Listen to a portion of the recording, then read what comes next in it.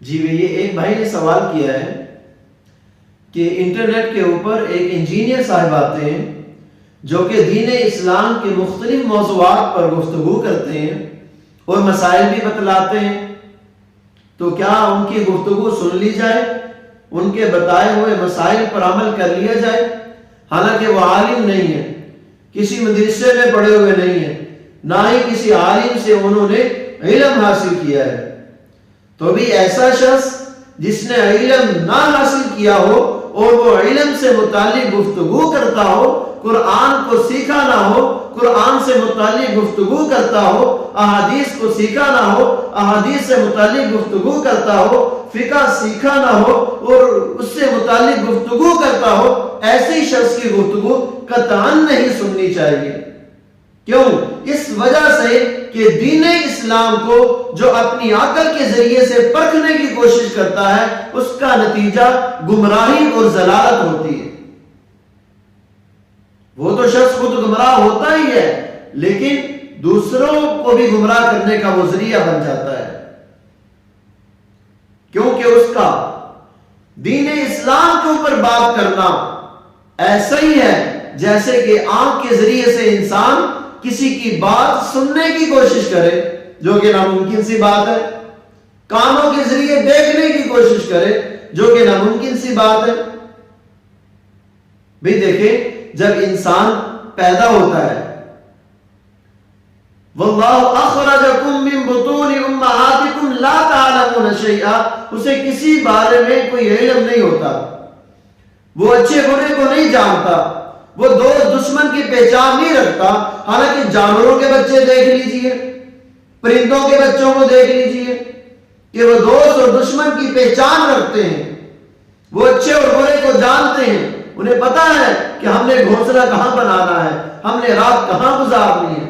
ضروریات کا علم وہ رکھتے ہیں، لیکن انسان ضروریات کا علم بھی نہیں رکھتا۔ پھر انسان جس مقصد کے لیے اس کائنات کے اندر آیا ہے، وہ مقصد بڑا اعلیٰ ہے کہ اسے کائنات کے اندر آ کر کائنات کی چیزوں کو صحیح طور پر استعمال بھی کرنا اس کی ذمہ داری ہوتی ہے، اور اللہ تعالیٰ کے احکام کے مطابق زندگی گزارنا بھی اس کی ذمہ داری ہوتی ہے۔ اتنی بڑی ذمہ داری کیسے وہ پوری کر سکے گا؟ کیسے ممکن ہے اس ذمہ داری کے اوپر پورا اترنا؟ وہ علم کے ذریعے ممکن ہے۔ انسان جو علم حاصل کرتا ہے، اس کے علم حاصل کرنے کے تین ذرائع ہیں، تین ذریعوں سے انسان علم حاصل کرتا ہے۔ سب سے پہلا ذریعہ جس کے ذریعے سے انسان علم حاصل کرتا ہے وہ ہے حواس خمسہ۔ حواس خمسہ، آنکھ، کان، ناک، زبان، ہاتھ اور پاؤں، ان کے ذریعے سے انسان علم حاصل کرتا ہے۔ کبھی آنکھوں سے دیکھ کے علم حاصل کرتا ہے، کبھی کانوں سے سن کے علم حاصل کرتا ہے، کبھی زبان سے چکھ کے علم حاصل کرتا ہے، کبھی ہاتھوں اور پاؤں کے ذریعے سے علم حاصل کرتا ہے۔ مثال کے طور پہ اب میں آپ سے پوچھوں کہ بھئی یہ دیوار ہے، اس دیوار کا رنگ کون سا ہے؟ تو بھئی آپ بتائیں جی بلو کلر ہے۔ تو آپ کو کس نے بتایا کہ اس کا رنگ نیلا ہے؟ حواس خمسہ میں سے آنکھ نے آپ کو رنگ بتلایا۔ تو بھئی ایک مرتبہ ایک اسٹوڈنٹ کہنے لگے کہ سر نہیں، یہ تو عقل بتلاتی ہے یہ رنگ فلاں ہے۔ میں نے کہا اچھا، اگر عقل بتلاتی ہے تو پھر آپ آنکھیں بند کر لیں۔ انہوں نے آنکھیں بند کی، میں نے جیب سے ایک چیز نکالی، ان کے سامنے کی اور کہا کہ اب بتلائیں اس کا رنگ کون سا ہے؟ کہنے لگے سر اب نہیں بتلا سکتا، اب نہیں بتلا سکتا۔ میں نے کہا پھر مان جاؤ نا کہ یہ آنکھوں نے بتلایا ہے، آنکھوں کا تعلق حواس خمسہ سے۔ مثال کے طور پہ ایک پینسل ہے، اس پینسل کے ذریعے سے میں آپ کے سامنے لکھتا ہوں، یہ پینسل ہے، یہ پینسل سے آپ کے سامنے لکھا، بھئی یہ کس کلر میں لکھتی ہے؟ جی سرخ رنگ میں یہ لکھتی ہے۔ یہ کس نے بتلایا؟ آنکھوں نے بتلایا۔ تو اب ہم حواس خمسہ آنکھوں سے یہ پوچھتے ہیں کہ ہمیں بتلایا جائے کہ اس پینسل کو بنانے والا کون ہے؟ تو حواس خمسہ کہتے ہیں ہمیں نہیں پتا۔ آنکھیں جواب دے دیتی ہیں. وہ کہتی ہے ہمیں نہیں پتا کہ اس پینسل کو کس نے بنایا ہے. کیوں بھئی آپ کو نہیں پتا تو پھر پتا کس کو ہے؟ تو پھر اس کے لیے ہمیں علم کا دوسرا ذریعہ اختیار کرنا پڑے گا. وہ کیا ہے؟ عقل. کہ عقل سے پوچھنا پڑے گا کہ بھئی اس پینسل کو کس نے بنایا ہے. لہذا ہم عقل کے ذریعے سے جانچ پڑتال کر کے اس تک پہنچ جائیں گے. ہمیں پتہ چل جائے گا کہ اس پینسل کو بنانے والا کون سا شخص ہے.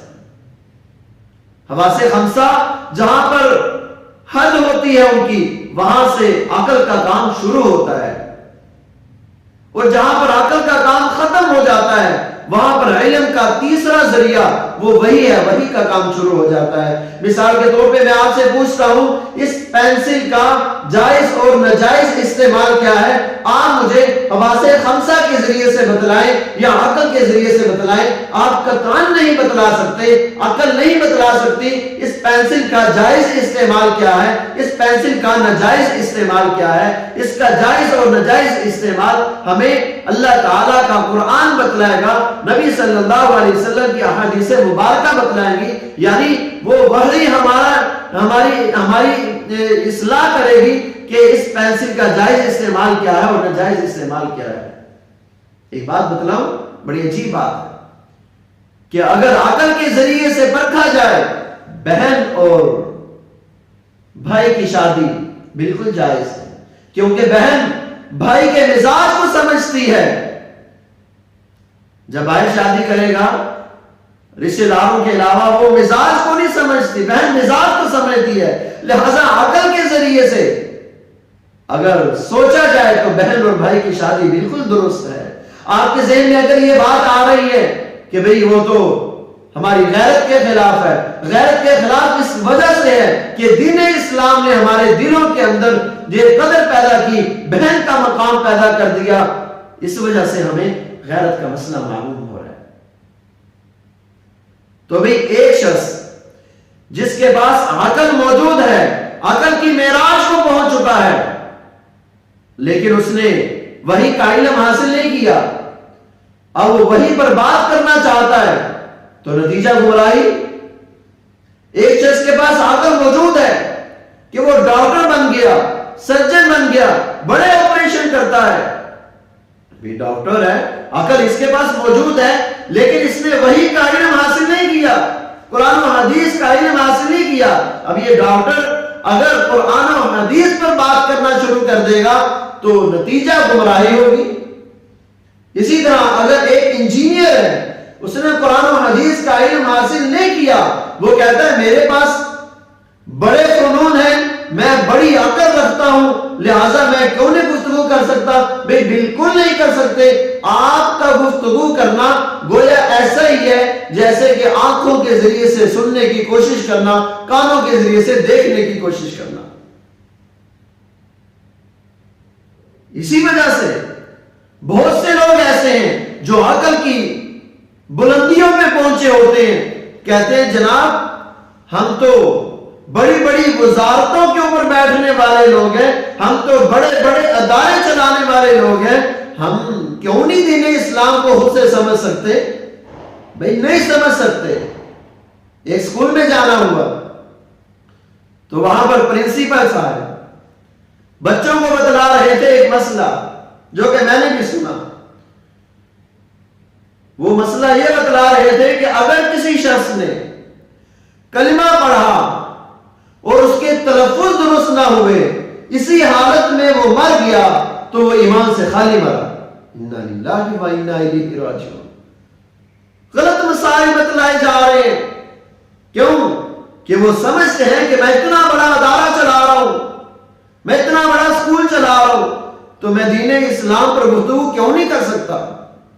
ہاں، ایک ڈاکٹر ہے، اس نے دین اسلام کا علم بھی، وحی کا علم بھی حاصل کیا ہے، بہت اچھا، گفتگو کرے. انجینئر ہے، اس نے وحی کا علم بھی حاصل کیا ہے، تو پھر گفتگو کرے، بہت اچھا. لیکن ہمارے معاشرے کے اندر بہت سے ایسے افراد موجود ہیں، بہت سی ایسی مثالیں موجود ہیں جنہوں نے علم دین حاصل نہیں کیا ہوتا اور وہ علم دین کے اوپر گفتگو کرنے کی کوشش کرتے ہیں. بھئی عقل اور چیز ہے، وہی اور چیز ہے. اسی وجہ سے تو کسی کو قل هو اللہ احد نہیں آئی، کسی کو سورہ فاتحہ نہیں آئی، کسی کو دعائے قنوت نہیں آئی. کیوں؟ حالانکہ وہ تو اپنے آپ کو یہ سمجھتے ہم بڑے عقل مند ہیں، ہم بڑے شعور والے ہیں، ہم بڑے دانا ہیں. کیوں نہیں ہے سورہ فاتحہ؟ اس وجہ سے کہ ان کے پاس وحی کا علم نہیں ہے. تو اللہ تعالیٰ ہمیں دین اسلام کی صحیح سمجھ نصیب فرما دے. تو بھئی ان لوگوں کو سنا کریں جو لوگ آپ کے ایمان کی بڑھوتری کا ذریعہ بنے، جن کو سننے سے آپ کا ایمان بڑھے، آپ کے اندر نیکی کرنے کا شوق پیدا ہو، نیکی کرنے کا ذوق پیدا ہو. اگر کسی کو سننے سے آپ کے ذہن کے اندر اختلافات آ رہے، وساوس آ رہے، تو بھی اس کو بالکل نہ سنیں. علماء کی نفرت پیدا ہو رہی ہے، بالکل نہ سنیں. اگر کوئی شخص علماء کی بارے میں کچھ ایسے الفاظ کہہ دیتا ہے جس سے صاف ظاہر ہوتا ہے کہ وہ علماء کی توہین کر رہا ہے، بھی ایسے شخص کو بالکل نہ سنے. ایک مرتبہ اس کی زبان سے کوئی ایسا جملہ سن لیا، اس کے بعد ساری زندگی کے لیے اس کو نکال دے، اپنے دل میں اس کو جگہ بالکل نہ دے. کیوں؟ العلماء